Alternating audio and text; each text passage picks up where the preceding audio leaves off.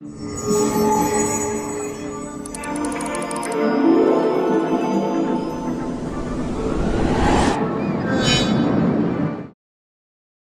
This is Jay and welcome to maths solves.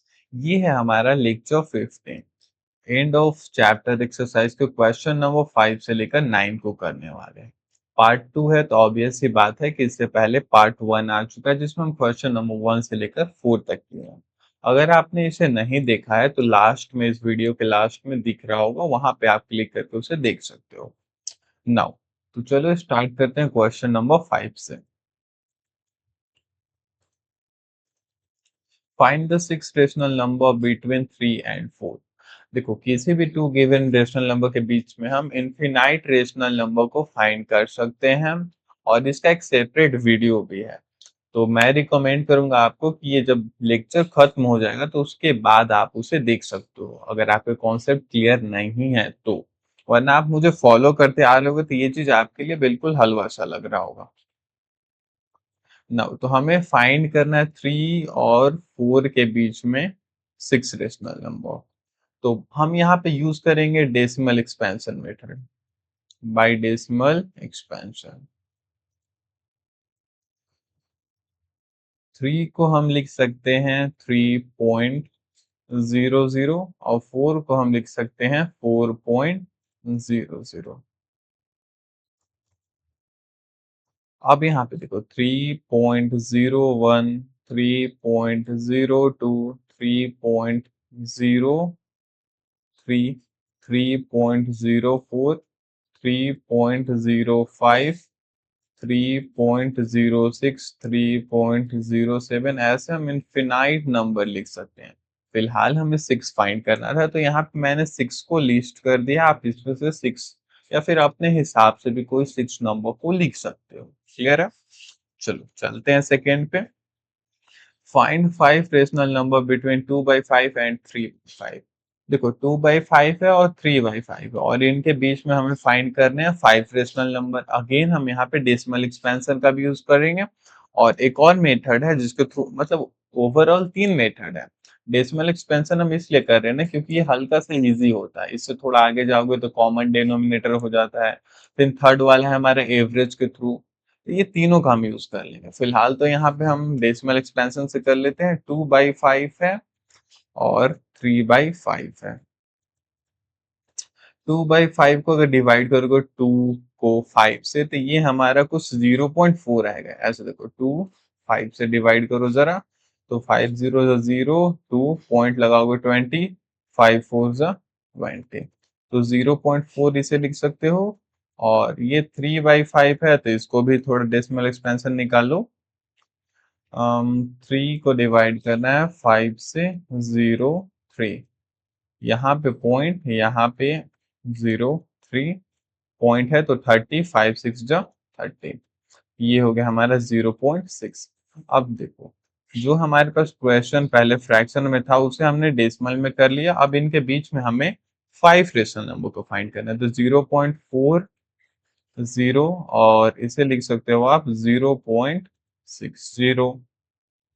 अब इनके बीच में नंबर हमारे लाई करेंगे 0.41, 0.42, 0.43, 0.44, 0.45, 0.46, ऐसे ही आप ढेर सारे लिख सकते हो, राइट। तो यहाँ पे हमें जितना जरूरत था उतना हमने लिख दिया है। नाउ आते हैं थर्ड नंबर पे। अगेन यहाँ पे हमें 5 रेशनल नंबर को फाइंड करना है 1/6 और 2/5 के बीच में। तो यहाँ पे ना हम यूज कर लेते हैं कॉमन डिनोमिनेटर वाला method, by common denominator method, denominator method.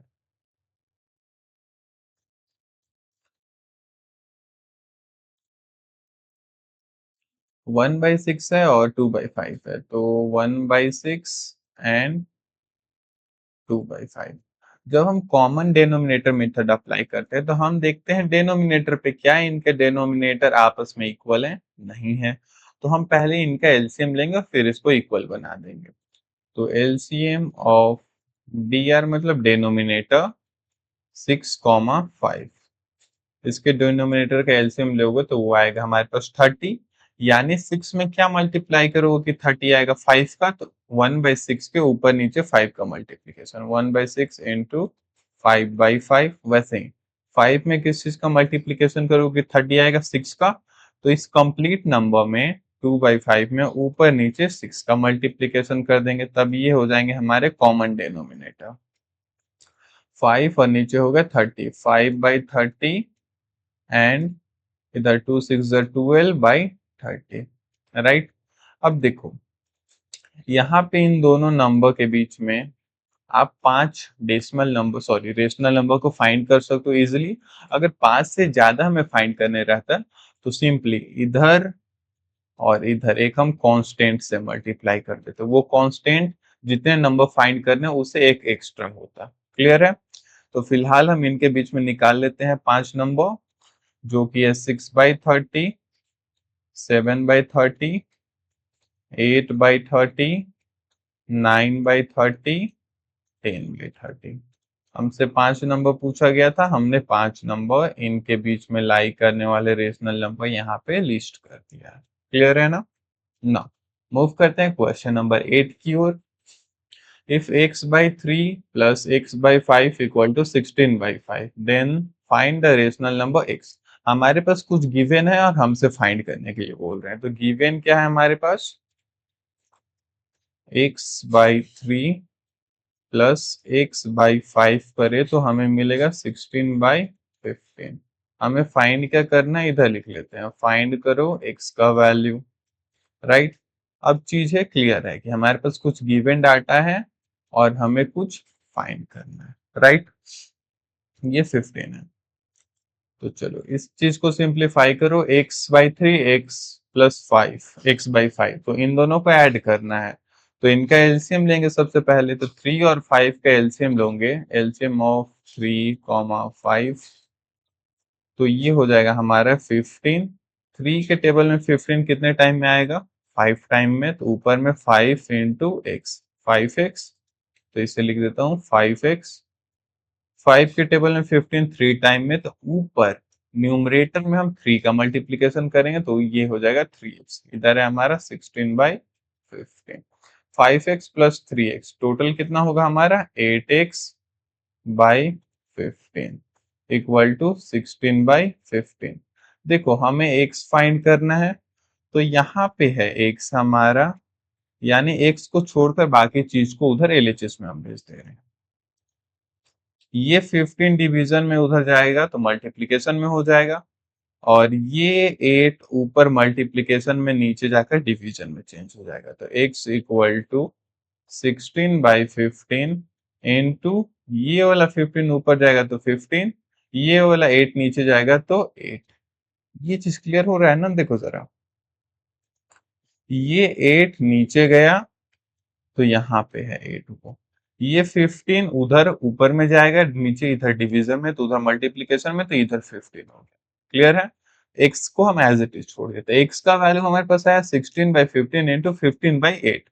15 से 15 काट दो, 8 से ये 16 2 टाइम में कट जाएगा, तो देयरफॉर x इक्वल टू 2। ये हो गया हमारा आंसर। बेसिक सा सिंप्लीफिकेशन था यहाँ पे। नाउ मूव करते हैं क्वेश्चन नंबर 9 की ओर। लास्ट क्वेश्चन है चैप्टर का, नहीं इस लेक्चर का लास्ट क्वेश्चन है। Let a and b be two non-zero rational numbers such that a plus 1 by b equal to 0 without assigning any numerical value, determine whether ab is positive or negative। तो देखो भैया, हम तो सबसे पहले list कर देंगे कि हमारे पास गिवन क्या है डाटा में और हमें फाइंड क्या करना है। ये दो चीज क्लियर हो जाएंगी ना, तो हमारे क्वेश्चन ऑलमोस्ट सॉल्व हो जाएगा। हमारे पास गिवन है एक रेशनल नंबर, हाँ ए एंड बी भी two non zero rational number, यानी ए और बी दो नॉन जीरो रेशनल नंबर, मतलब जीरो नहीं है, जीरो के अलावा ए बी की जगह पे आप कुछ भी फीड कर सकते हो, और ये दोनों रेशनल नंबर, इनका सम है 0। और क्वेश्चन हमसे पूछा है अगर ए बी का प्रोडक्ट करेंगे तो क्या आएगा, पॉजिटिव आएगा या फिर निगेटिव आएगा रिजल्ट, राइट। तो देखो रिजल्ट के बारे में हम डिटरमाइन कर लेंगे इसको सिंप्लीफाई करके।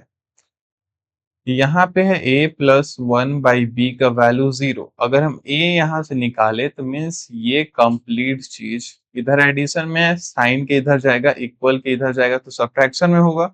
हम इसे लिख सकते हैं इक्वल टू माइनस का 1/b। a का वैल्यू देखो माइनस का 1/b है, ठीक है। अगर आप इसे इक्वेशन 1 अज्यूम कर लेते हो और इसे इक्वेशन 2, तो 2 को 1 में फीड कर दो। Put 2 in equation 1, put 2 in equation 1।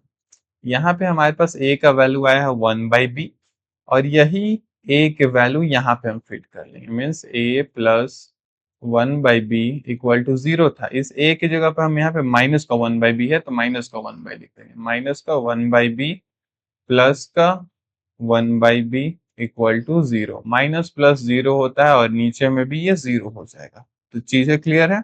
हमसे क्वेश्चन पूछा गया था फाइंड करने के लिए, वो देखो जरा। हमसे क्वेश्चन पूछे थे ए बी का प्रोडक्ट। तो देखो ए का वैल्यू हमारे पास है, ए बी का प्रोडक्ट चाहिए। ए का वैल्यू माइनस का 1/b, माइनस का 1/b और बी का वैल्यू है बी। माइनस का 1/b और बी डिवाइड करोगे तो सिंपली -1 बचेगा। ए बी ये बचा हमारे पास -1, राइट। यानी रिजल्ट हमारे पास आएगा निगेटिव। इसको हटा दो और इसे लिख दो निगेटिव, निगेटिव आंसर। देखो पहले मैं क्रॉस वेरीफाई कर रहा था फीड करके, बट यहाँ पे क्वेश्चन हमसे पूछा क्या था उसके ऊपर हम यहाँ पे लाए। क्या ना, मैं कंफ्यूज होकर के थोड़ा आगे निकल के जा रहा था, इसीलिए मैंने यहाँ पे फाइंड वाला लिख लिया था कि हमें ए और बी का प्रोडक्ट चाहिए। ए का वैल्यू हमने निकाल लिया है 1/b।